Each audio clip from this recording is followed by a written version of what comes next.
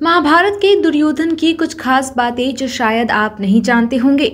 कुरुक्षेत्र में कौरव और पांडवों के बीच महाभारत का युद्ध हुआ था। इस युद्ध में कौरवों का सबसे बड़ा भाई दुर्योधन ही सबसे बड़ा खलनायक था।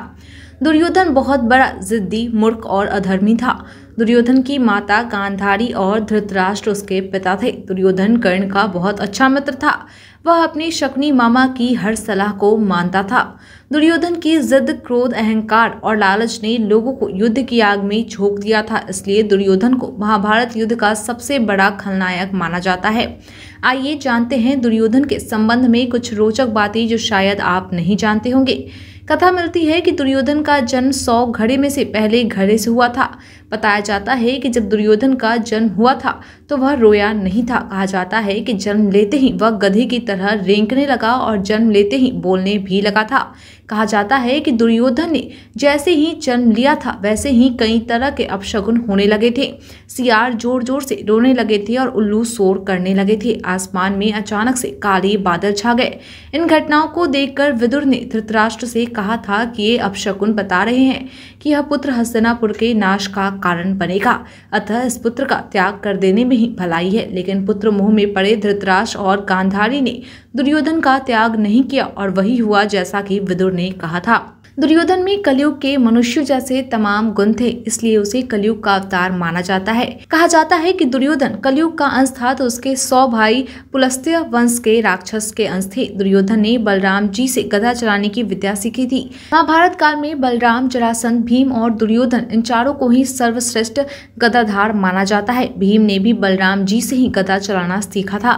गांधारी ने अपनी आंखों के पट्टी खोलकर दुर्योधन के शरीर पर अपनी दिव्य दृष्टि डालकर उसके शरीर को वज्र के समान मजबूत बना दिया था।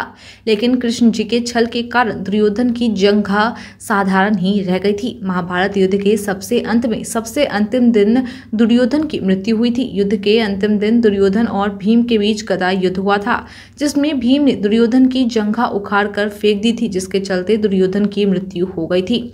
दुर्योधन श्री कृष्ण का समधी भी था, क्योंकि श्री कृष्ण के पुत्र सांब दुर्योधन की पुत्री लक्ष्मणा से विवाह हुआ था। दुर्योधन ने पांडवों को मारने के अनेक षड्यंत्र किए थे। सबसे पहले दुर्योधन ने भीम को जहर देकर नदी में फेंक दिया था, लेकिन वह बच गए थे। उसके बाद शकुनी मामा के कहने पर पांडवों को मारने के लिए वारणावत में लाक्षागृह का निर्माण कराया था, लेकिन पांडव लोग सौभाग्य से वहां से भी बच निकले थे। जब पांडव अज्ञातवास में अपना समय बिता रहे थे, उस समय भी दुर्योधन पांडवों को ढूंढने के लिए अपनी सेनाएं भेजा करता था, ताकि पांडवों को परेशान किया जा सके।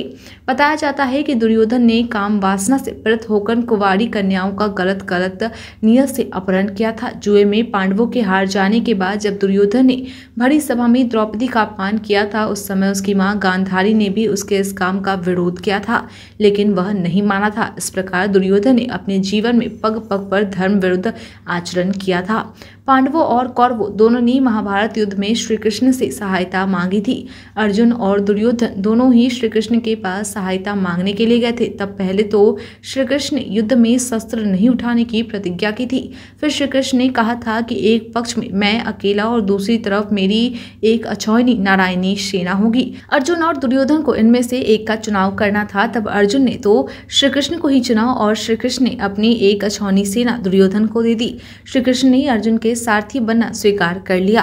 दुर्योधन की पत्नी का नाम भानुमति था। दुर्योधन ने भानुमति के साथ जबरदस्ती विवाह किया था।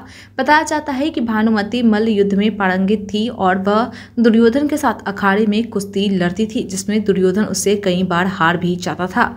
आज के लिए इतना ही, धन्यवाद।